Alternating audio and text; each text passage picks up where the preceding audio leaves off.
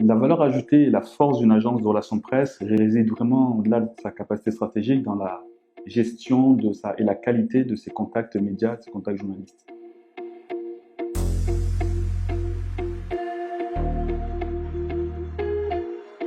L'avantage qu'on a ici en France, c'est que lorsqu'on est amené à mettre en place des actions de relations presse et qu'on n'a pas de base de données assez exhaustive, on s'appuie sur des fichiers ou des outils tels que ceux que propose Orantenne ou d'autres acteurs de ce type-là.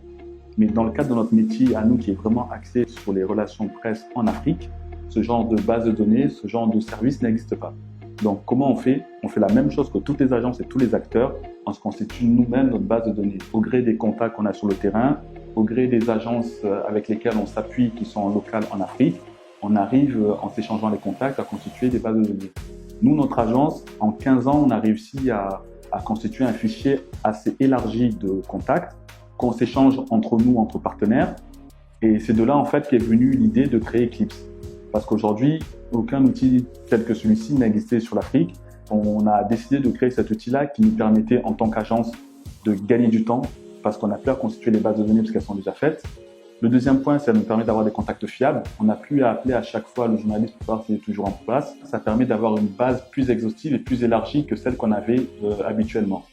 Donc Eclipse permet vraiment à toutes les agences ou à tous les communicants qui ont envie de mettre en place des opérations sur l'Afrique de pouvoir utiliser ce service-là et gagner du temps, de l'argent et des contacts.